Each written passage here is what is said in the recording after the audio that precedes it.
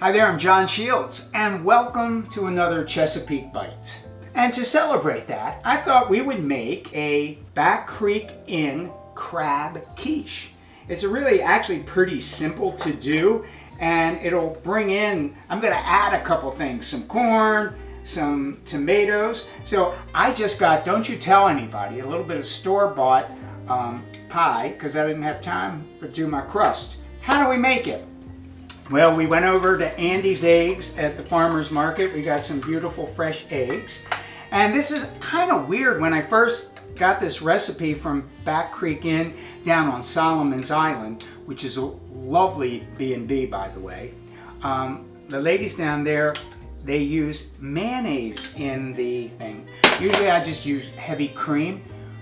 I wasn't sure, but when you eat it, you're gonna love this. And then it's really preferable if you can use some fresh thyme. It's like perfume. It is so good. And then a little bit of flour. And you might think, what's that for? Well, it kind of holds everything together. And it's a relatively slow bake on this, so you don't get any flour taste. It just really makes it a not runny quiche. You don't want runny quiche. You know, people will talk about you, and I can't have that here. All right, so I got that right there.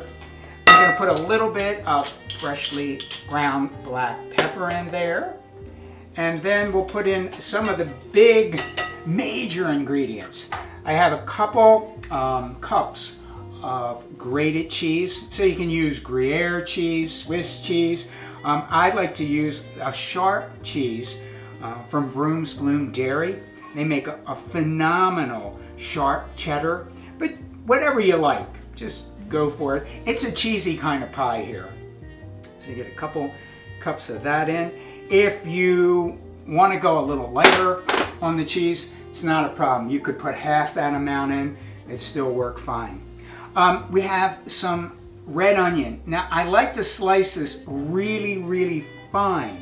The reason being, as the quiche bakes, it kind of melts into it, so you don't have any great big pieces of the onion in there.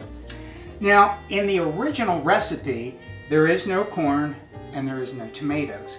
But I just thought this time of the year, we get a little bit of that in, and we stopped by Glenville Hollow Farms. And I don't know if any of you have been to that farm before, but I tell you, they had the best corn this summer. It was like unbelievable. And they also made, they didn't make them, they grew some beautiful tomatoes. And so it's really just about a half a cup of each of those, just to give a little extra flavor and color to our crab quiche. Okay, dun dun dun dun dun. It's the star of the show. This would be Maryland lump crab meat. This is from J.M. Clayton down in Cambridge, Maryland. And oh my God, this is some of the best crab meat in the world.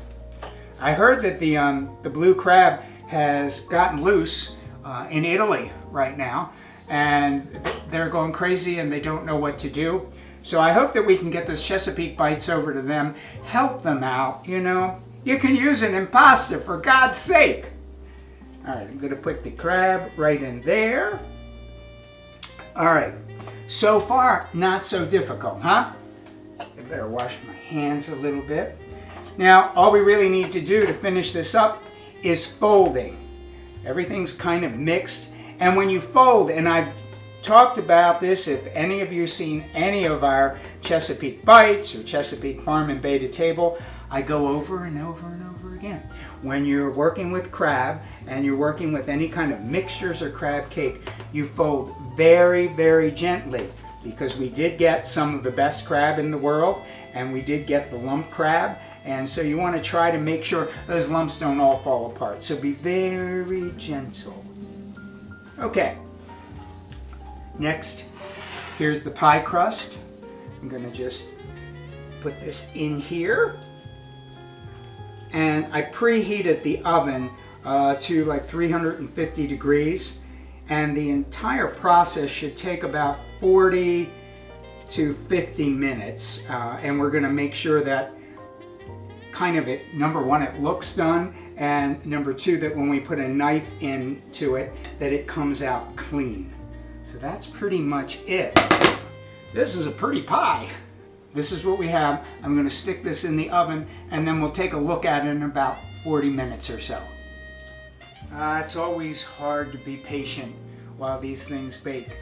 But look at this. Look at this. So it's about 45 minutes actually that this took in a conventional oven. And we took a regular, not that there's anything regular about a crab quiche, but we really, brought it up to the season by putting that corn and the tomatoes in it. It is absolutely beautiful. And so you can do that anytime you have any of the recipes that you have, that you love and you like to do. You can always play with them a little bit.